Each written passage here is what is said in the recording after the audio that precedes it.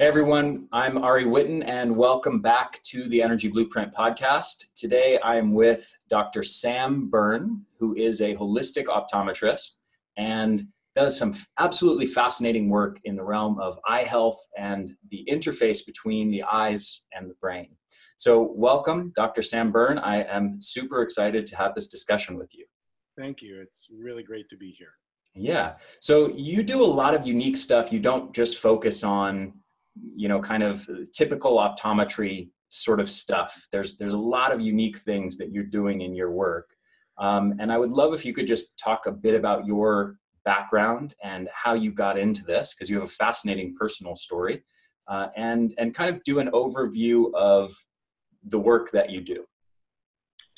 Well, my initiation started when I was about 8 years old. I had a pretty difficult childhood, and I had a learning disability, and my parents took me everywhere to try to figure it out. And we ended up in an eye doctor's office, and I got a pair of nearsighted glasses. It didn't really touch my learning problem at all. And I was a memorizer. That's basically how I got through school, worked really hard. And my eyes kept getting progressively worse. And when I graduated optometry school, I met a holistic eye doctor. He was in his 70s, and I went through his program called vision therapy, which is a form of physical therapy to improve your eyes and vision.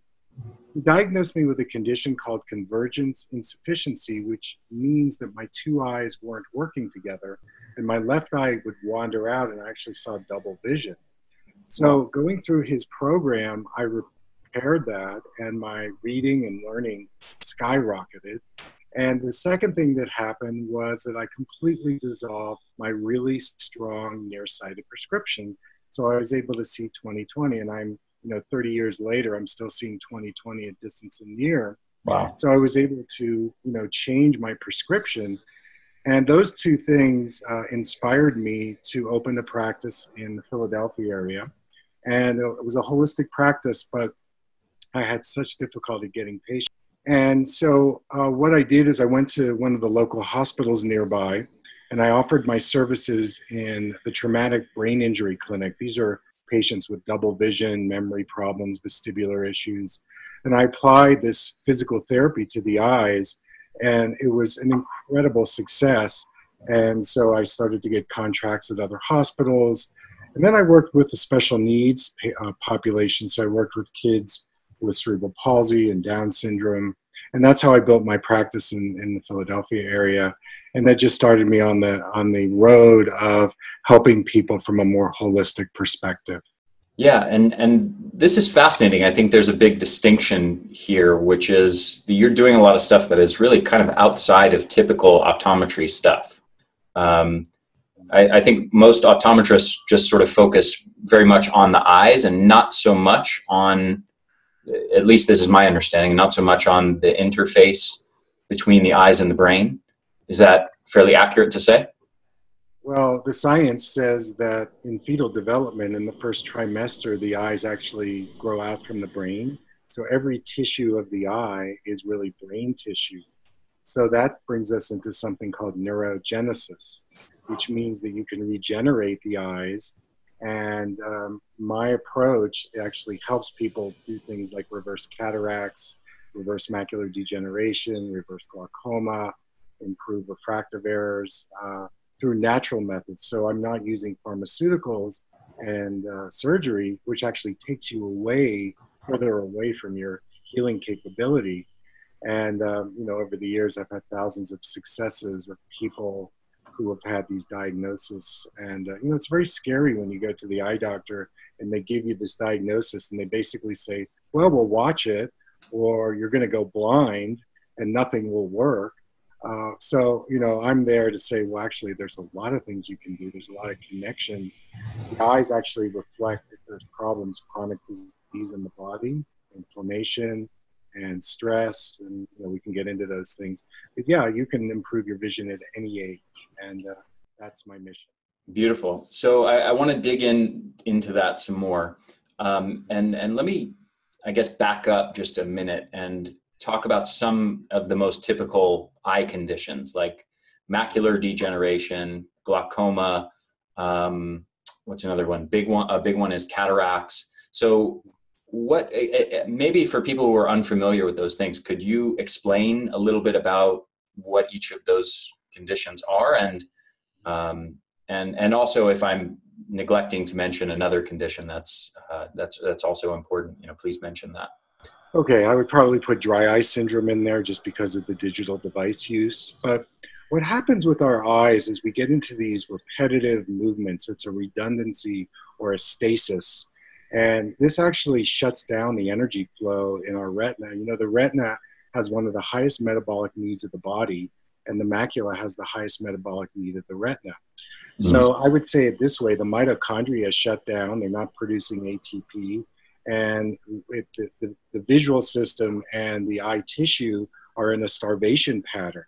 So what I actually do in my eye therapy is I take people really far from their status quo, and I challenge their vision. And in challenging their vision, it creates more energy flow, it creates a neurogenesis, and this is a way they're able to improve their vision pretty immediately. And I can give more specific examples, but that's a core philosophy for me, is to take people out of their familiar zone with how they see, and immediately it creates more energy in the retinal cells.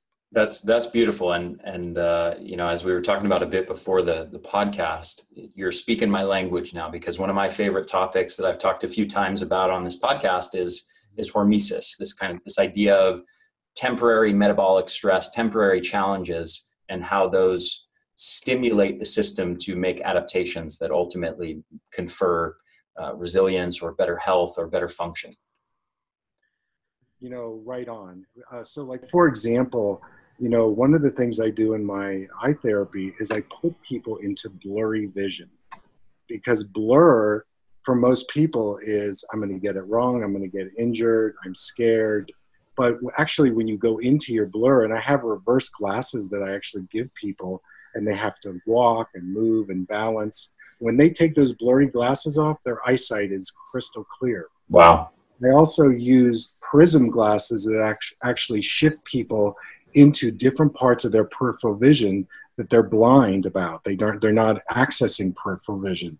That scares the heck out of them. But actually what it does is it creates more mitochondria production, ATP, and when they take them off, their eyes actually reset back to a higher functioning state. Eye patch is another disruptor. So when you start using an eye patch, this actually disrupts your habitual way of focusing. It's another way, as you say, creates more energy flow in the eyes and the brain. It's so exciting to see these shifts immediately when you challenge a person's vision. Yeah, that's awesome. I love it. So that's more relevant to macular degeneration. Is that correct? Or is that kind of stuff also relevant to cataracts? How does the stuff you just described fit into, some of the big three conditions? So the three anatomical parts, the macula, the lens of the eye, and the cornea, are what we call avascular tissues, which means there's no blood supply that runs through those areas. They rely on it indirectly. So it's a vulnerable area where the metabolism shuts down. And when the metabolism shuts down, it basically deadens the tissue. Cataracts is an opacity that forms over on the lens. It's dead tissue. The macula, the same thing. You're not getting the proper carotenoids, lutein and zeaxanthin, to protect the eyes from macular damage. I would say with cataracts, it's glutathione. That's one of the main ingredients. And then in terms of the cornea, with all the digital devices and also the sympathetic nervous system overworking and stress, metabolic imbalances, this creates a drying out of the cornea and imbalance in the tears. So in all of these, it's the same thing. If you stress the vision differently, it actually creates more energy flow. And I use light therapy also. We can talk about how I use color and light to stress the system. I have a very interesting story about how to use light and color. Yeah, I definitely want to talk a lot about light with you. That's one of my big areas. But first, what about glaucoma? Does that fit into this picture as well? So in terms of glaucoma, that's based on a circulation problem in the drainage canals in the eyes. And basically what happens is the optic nerve shuts down its flow and it creates visual field loss. I call it the silent thief. Glaucoma is actually a circulation problem in the canals of the eyes. So when you use eye drops, that actually doesn't do very much. And the other thing is doing laser surgery, which actually creates a lot of scar tissue. So the idea is, how can you increase the peripheral vision, the energy flow of the canals in the eyes? And again, there's so many different ways to do that. I would also add is that I really like using phytochemicals. I love food healing. And these are really important tenets that I believe are helpful in changing the way the eyes are functioning. Yeah. So let's dig more into the phytochemicals thing. That's another big area of passion of mine and that I'm excited to talk to you about. You mentioned briefly lutein and zeaxanthin. What are some of the other big protective eye nutrients, and where do people get these foods? Well, you know, I'm a big believer in getting our foods from plant-based sources. And, you know, the things we throw out, like the seeds and the rind and the skin, those are the things I'm putting in my Vitamix. And the phytochemicals have incredible antioxidants that we can absorb in the body. And so, like, for example, I put my avocado seed in my Vitamix. There's a lot of cardiovascular improvement when you use something like that.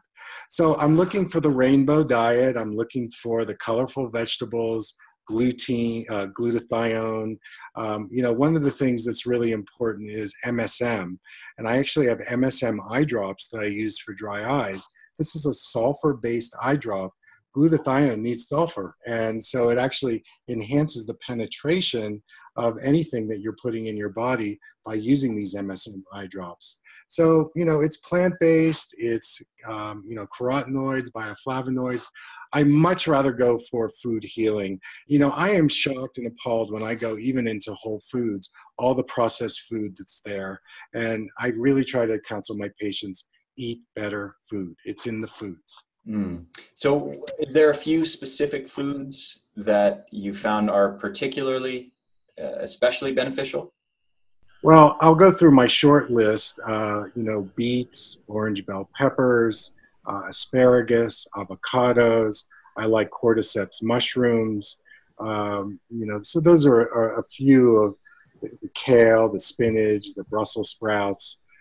So again, the green leafy vegetables, anything that's alive, that's colorful, can really help our eyes and our brain and our body. So beautiful. Have you found any research on astaxanthin as it pertains to eye health?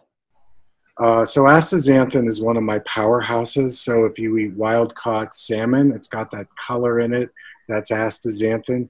Yeah, it's a superfood. It's one of my go-tos for macular health, for reversing cataracts. Yeah, I love astaxanthin.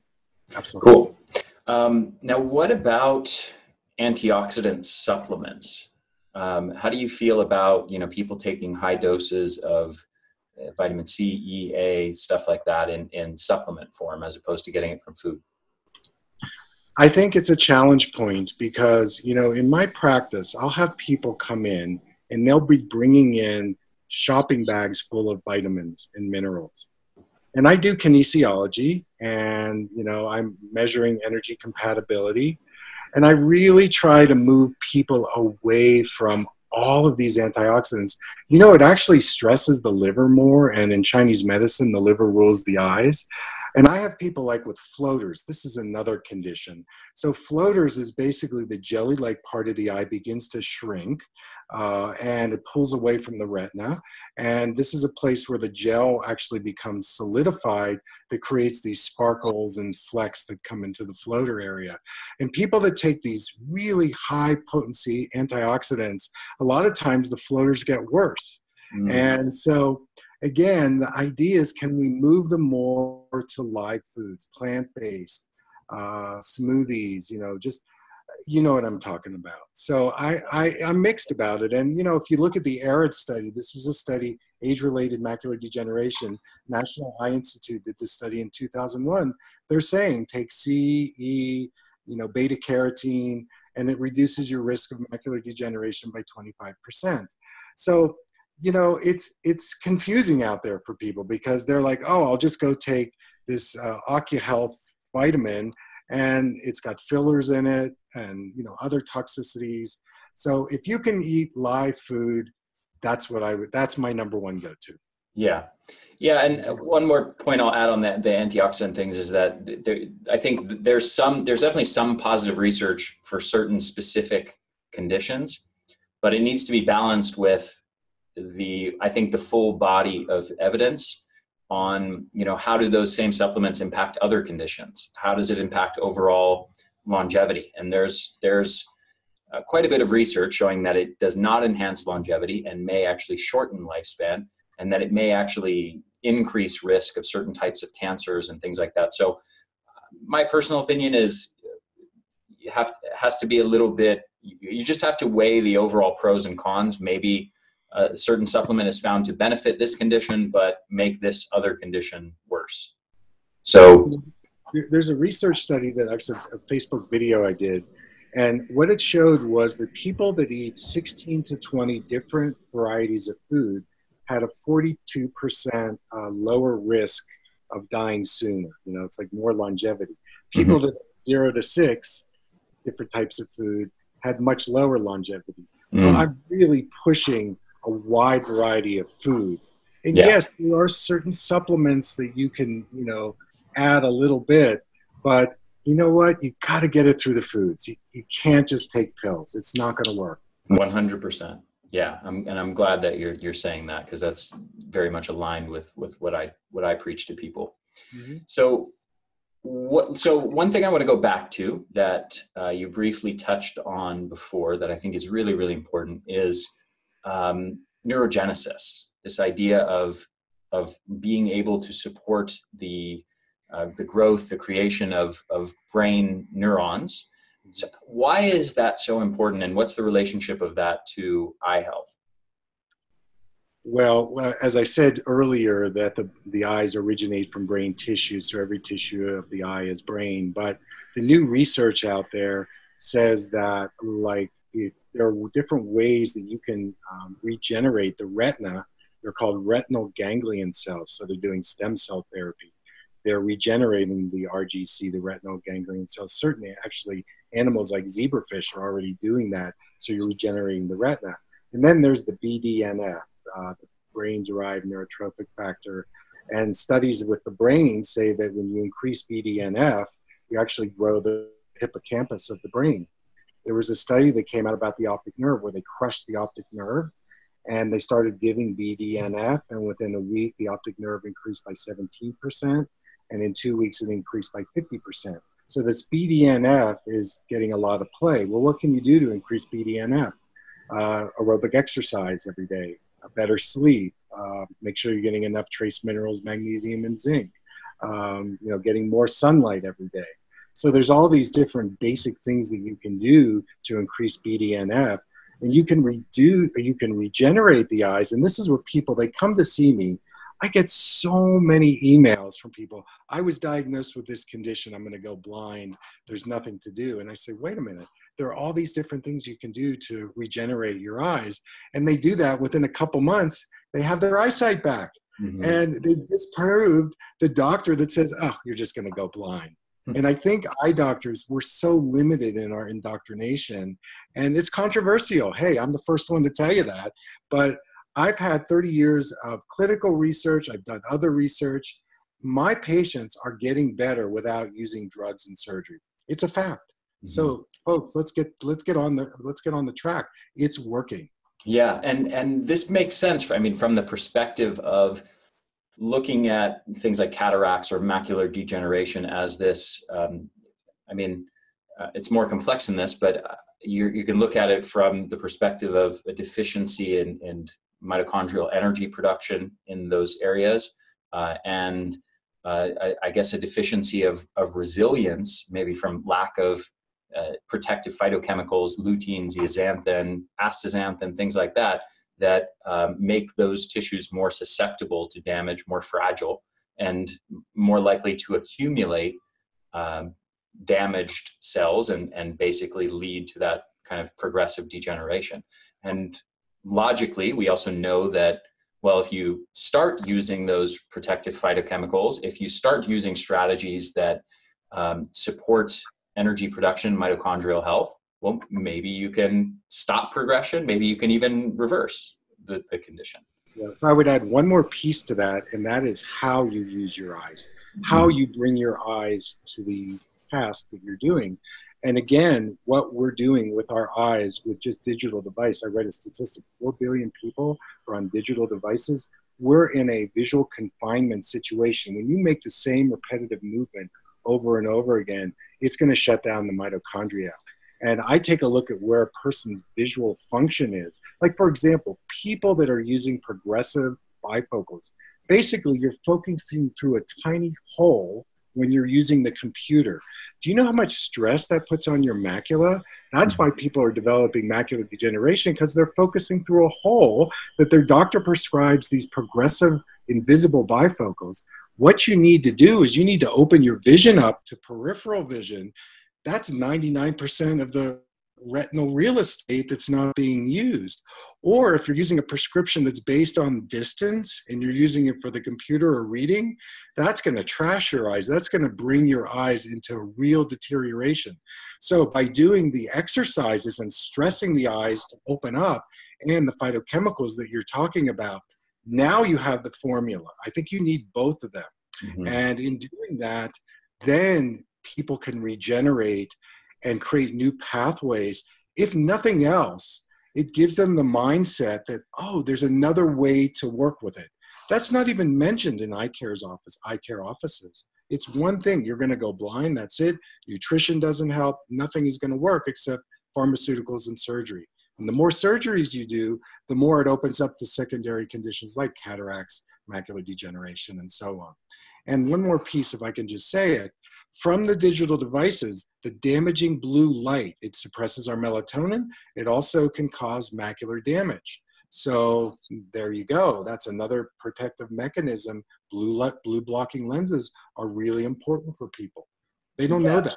Yeah, yes. And thank you for bringing that up. I definitely want to dig into the light stuff, but as you were speaking, something just kind of popped into my head. It's almost like the eyes are like a microcosm of kind of the bigger picture of our entire body. It's like we obviously have to put in good food, good nutrition to our bodies. If you don't, then you start to get various metabolic diseases. You accumulate body fat, insulin resistance, various other, all kinds of diseases that relate to poor nutrition. You got to take your body to the gym and do some exercise, move your muscles.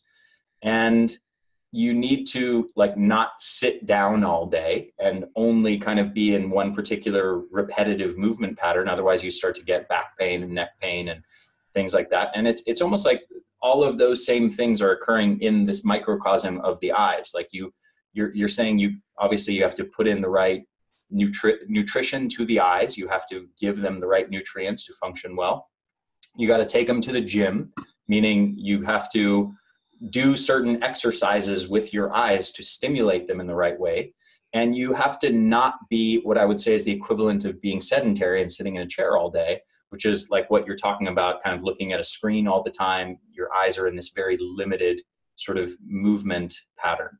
And I mean, anyway, does that resonate with you? That's kind of how I'm seeing things. Yeah, that's how it is. And the thing is, our eyes are so unconscious. We're not even aware of that there's sensation in here. And, when you go to the eye doctor and you're sitting in a dark room and the doctor's flipping lenses, which is clear, 1 or 2, and let's say you're having a bad day and you choose number 2 and you get the lens and you put it on and you go, man, this is making me so dizzy. I'm nauseous. And the doctor says, hey, don't worry, you'll get used to it. No, thank you. I don't want to get used to funneling my life through this filter that you're giving me, making me nauseous. I'll say one more thing. When you look into the retina, you're actually looking at the brain. You're looking at the systemic health.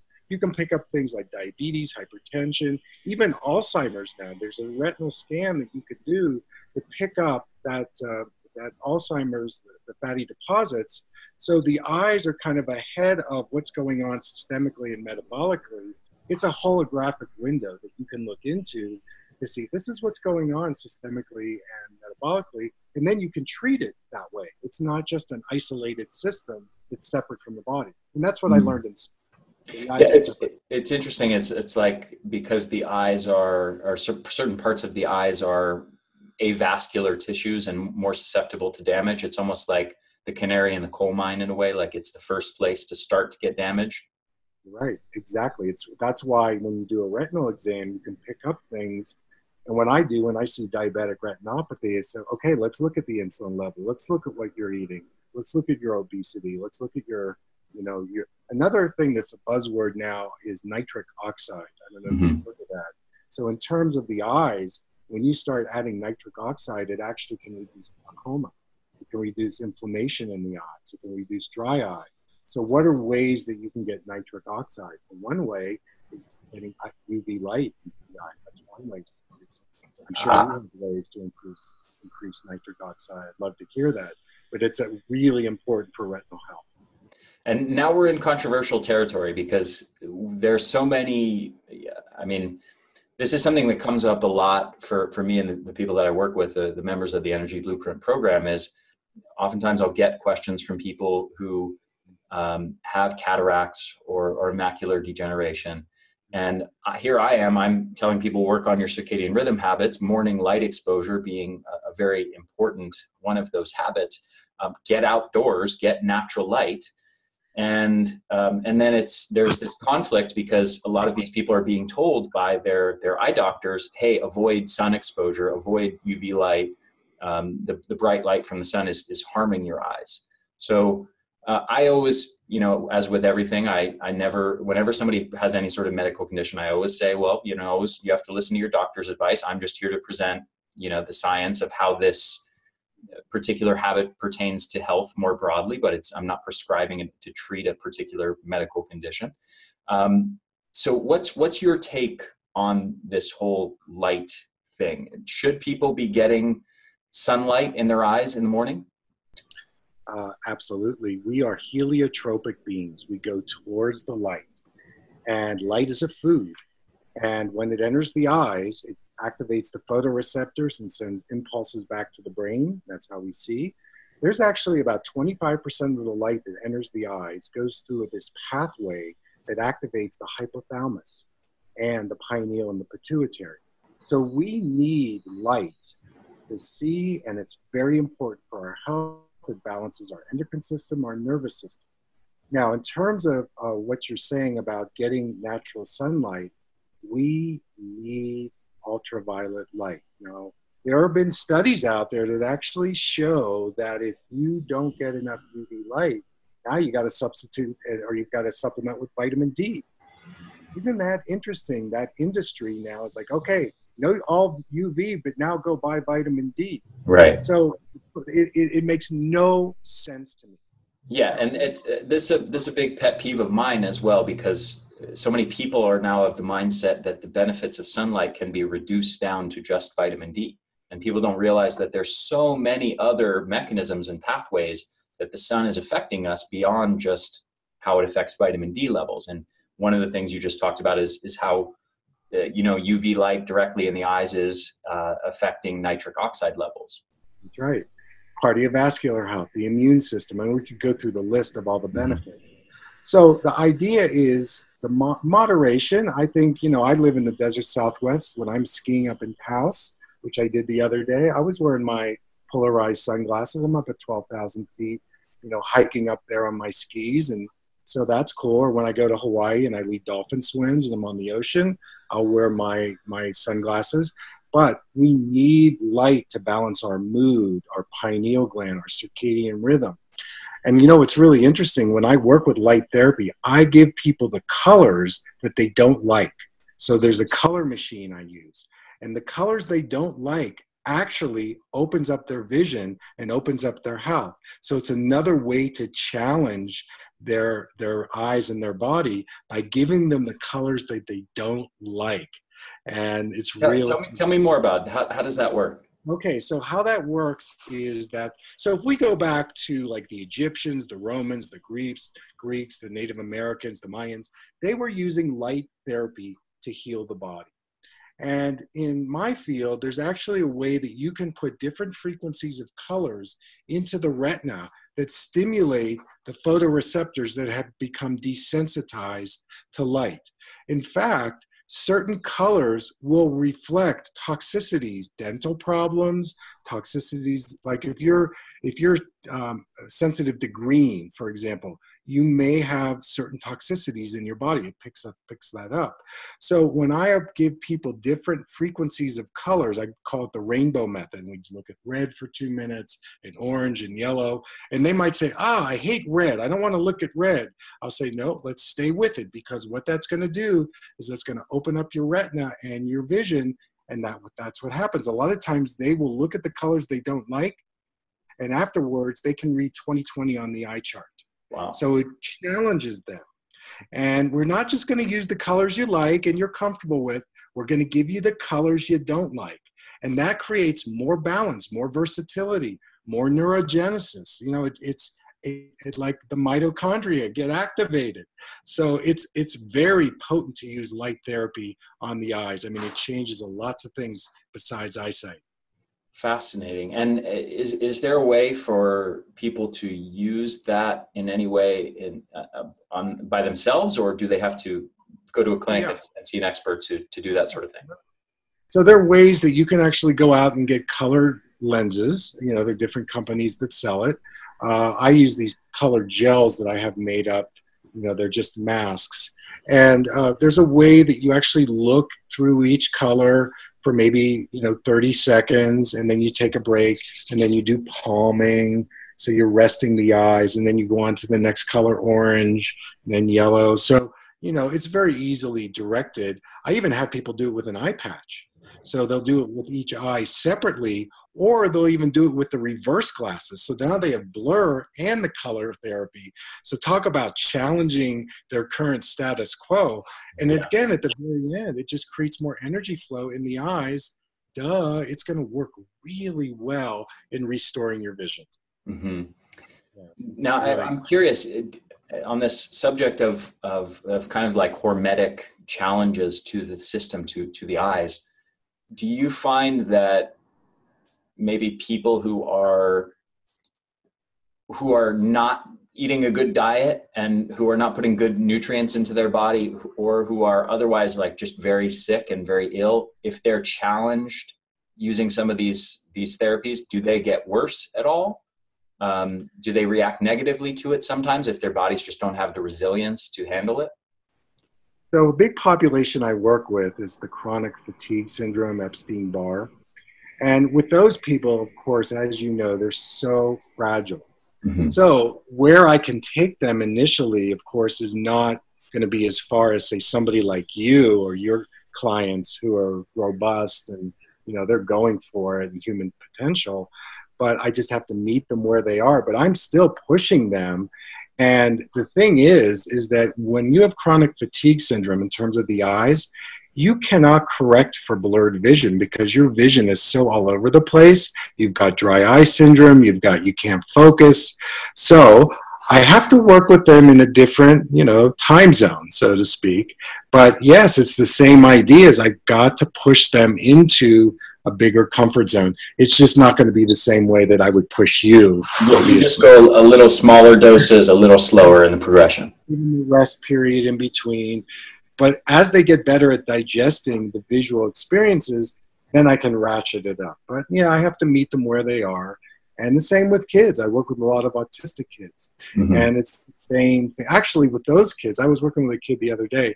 He couldn't jump rope. I mean, he took his shirt off. He's this wild kid, autistic. And I gave him these special glasses that ground him into his body. And the therapist watched him. He started jump rope.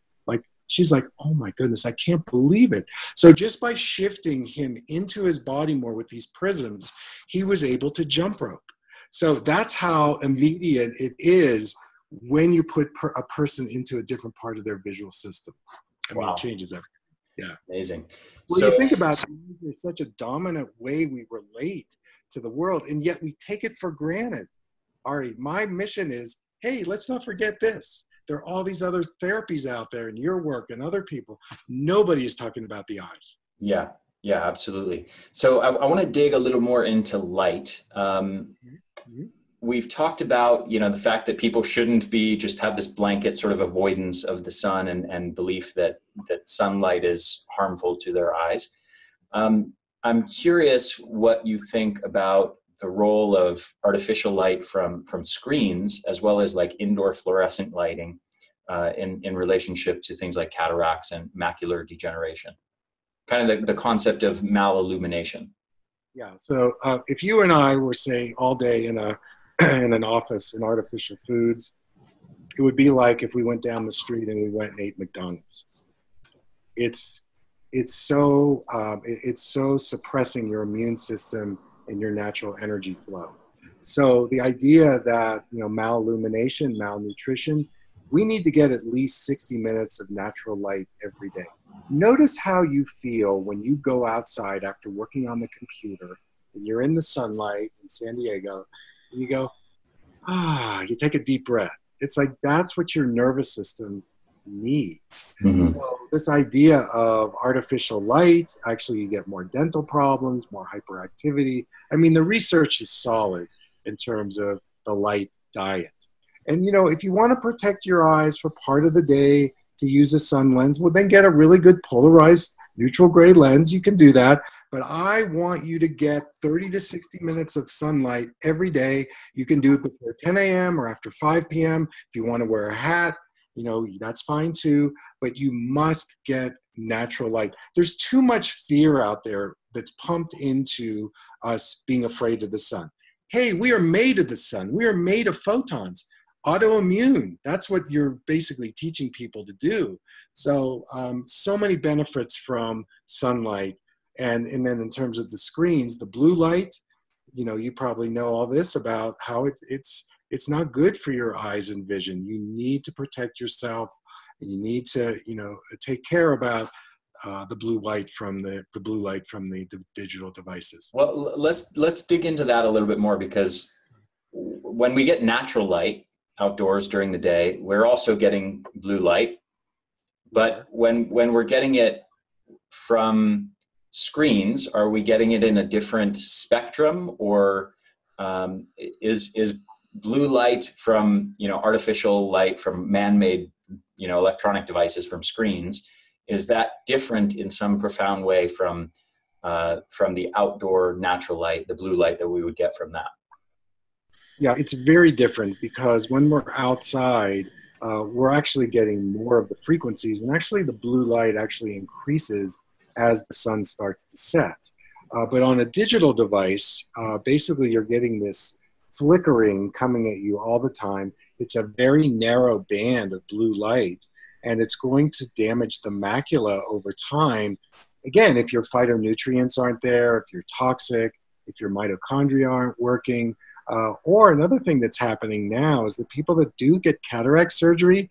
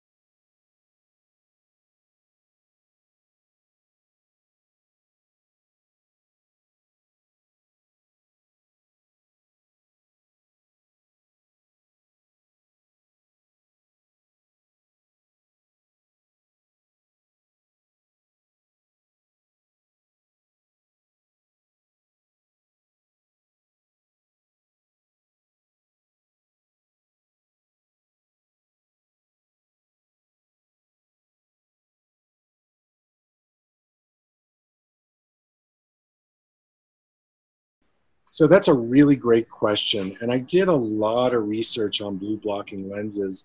And what I came up with is that during the day, you can wear that very light blue blocking lens. So you can still get some light into your eyes. And then after 6 or 7 o'clock, we probably have a similar thing. I have a much darker blue blocker lens. So if I'm working on the computer later, then it's blocking out more of the light. But I have a rule that you want to stop working on that digital device at least an hour before you go to sleep. Because you may notice if you're working on that digital device until bed, you're not going to sleep as well. And so there are different gradients that you can get that block out different wavelengths and bandwidths based on what time of day you're using the computer or whatever. So that's been my approach. And the feedback I've been getting is really good from people. Yeah. Now, one other thing on that, you mentioned briefly the flicker from screens. So I actually have a fancy computer screen that I'm looking at right now, and it's one that I bought for a few reasons. One, it's really big, which I like to have a million windows open at once when I'm doing work, so I needed something that was a big screen. But the things that are special about this are that it's flicker-free technology. I don't know if you are familiar with that, but there's a few companies that make this flicker-free technology. And it also has low blue light settings on it. So the screen itself will, without me having to wear glasses, will eliminate like 70% of the blue light emission from the screen. And it's awesome. I love it. But what's your take on that? And also, can you talk a bit about the flicker thing? Because I think for me, it's definitely something that I think hinders people's energy levels without them realizing it, is when they're looking at screens that flicker. But can you talk about it from the perspective of eye health in particular? Mm-hmm. So basically, a lot of people are getting into a situation where they're not using their eyes together. And their eyes actually travel at different speed in terms of processing information. So they've got this built-in flicker going on, and then they're trying to interface it with the computer's refresh rate. And it creates light sensitivity, headaches, fatigue. It's a real energy drain. And also, if they're wearing those tiny whole progressive lenses or the wrong prescription, then that makes it even more tenuous in terms of their own flickering versus, the computer's flickering. And then, of course, if their nutrients are not, they're not absorbing them, or they have inflammation or whatever, that's going to create all kinds of problems. I think what you have is really, really good. The thing that I would add is something called the 20-20-20 rule. You've heard of this. So every 20 minutes, you look out at 20 feet and you do that 20 seconds. And that little reminder of 20-20-20 really helps sustain people's resiliency in being able to stay on the computer all day. And yeah, be aware of that flicker rate, because it drains you. And then you got the MF issue and all that. But yeah, so I think it's a big issue that people need to be aware of. Definitely. On that subject, one of the other questions I was going to ask you is about myopia and just this issue, which is related to a lot of the stuff you've talked about so far. But myopia is this growing epidemic from people looking at screens too much. Yes. And so the best way to combat it is this sort of 20-20-20 rule. Well, that's one thing to do. Another thing would be to go to your eye doctor and negotiate with him or her. This is really out there. Let's say, hey, doctor, you're giving me a 20-20 prescription. Can you give me a 20-40 prescription? So something slightly less. And that actually opens your vision more to wear something less. Another thing to do is you could start wearing reverse prescription glasses in your bedroom for like a minute, and that actually helps reduce the myopia, because now you're wearing a positive lens that puts you into a lot of blur. That freaks people out, because if you think about what's your belief system on blur, I don't like it. I'm out of control. It makes me tense. The idea is surrendering into the blur. It actually allows the eye muscles to relax. When you take them off, you're going to have less myopia. If you do that so I give you the 30-day challenge. Do that for 30 days. Your prescription is going to drop at least 10%. And maybe also get outdoors and go walk around outside instead of staring at a screen all day also. Aerobic exercise, get out and hike. I live near the national forest, so I'm hiking every day to balance out my computer use. Oh yeah, I mean, you got to get outside and connect with nature. It's so important. It slows you down. It's great for you. Yeah. One more light-related question. And you mentioned this briefly about blue blockers at night and the role of melatonin. When people, how does melatonin relate specifically to eye health? And I know that throughout the body, I haven't looked at the relationship specifically to eye health, but I certainly know that melatonin acts as an antioxidant and as a protector of mitochondria throughout the body. So it only makes sense that if you are chronically suppressing melatonin levels when your body should be producing them, that eventually your mitochondria throughout your body, and I would imagine also your eyes, become more susceptible to damage. Is that accurate? Yes, and there's actually a photoreceptor in the retina that they just discovered that activates melatonin, which is really interesting. And you know, we need to be in the dark as well as the light, of course, because that helps activate. But there's a really strong connection between our retina health, melatonin production, mitochondria production, circadian rhythm. I mean, it's all related. Like when I hear you talk about it, it's like, yeah, I'm just talking about it through the eyes. You're talking about it from another perspective, but we're talking the same thing. It's coming from the same place in pineal. So yeah, it's obvious. Yeah. Beautiful. So how do we, I kind of want to, we've talked about a lot of different things. I'd love if you could kind of give people a sort of recap and an overview of how all these different pieces fit together in sort of a treatment program or like a daily regimen of how someone might go about either fixing, you know, existing cataracts or macular degeneration, or at least maybe stopping the progression, or just people who are interested in protecting their eye health and not getting eye diseases. Okay. So we've talked about the kind of the physical therapy, some of the nutrients, the color therapy, and, you know, various things like that. How to kind of paint a picture for me of what all of this looks like. All right. So what I would say to, you know, somebody out there listening to this podcast, I would say I would break it down into three main points. Number one, do something different than your normal routine with your eyes. It could be take your glasses or contacts off for part of the day in a non-demanding, non-threatening situation. I would build in eye relaxation exercises like palming or sunning or eye massage. These are free exercises on my website, videos that I've created. I would say be aware of your phytonutrients, and some key ones would be, you know, the glutathione, the lutein zeaxanthin, making sure you're eating a lot of plant-based foods, and, you know, the rainbow diet, if that's all you can remember in terms of plants, you know, fruits and vegetables.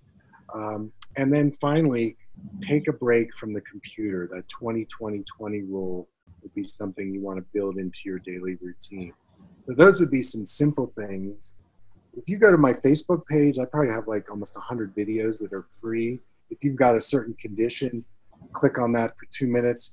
You're going to get a sound bite on this is what you need to do, A, B, C, D. I want to give a lot of free information to people. And so if they click into my resource, they're going to get a lot of great stuff. And then you can start coming into my community, and it's going to be very much paralleling what you do. And there it is. You just have a lot of support.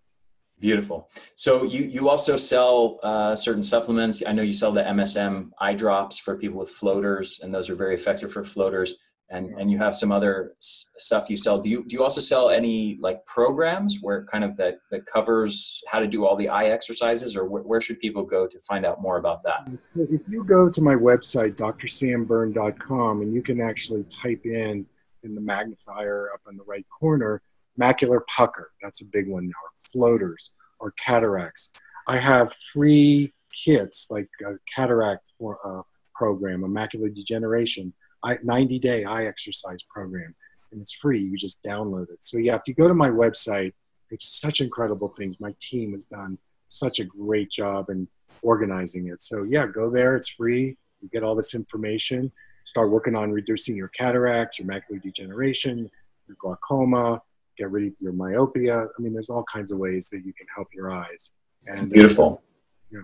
And what we'll do on our end, we'll make a link. This podcast is going to be at theenergyblueprint.com/eye-health. So theenergyblueprint.com, eye health, but with a little dash or hyphen between eye and health.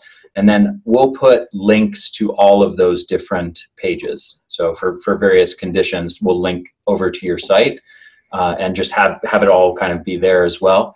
So Dr. Berne, thank you so much. This has been an absolute pleasure to have this discussion with you.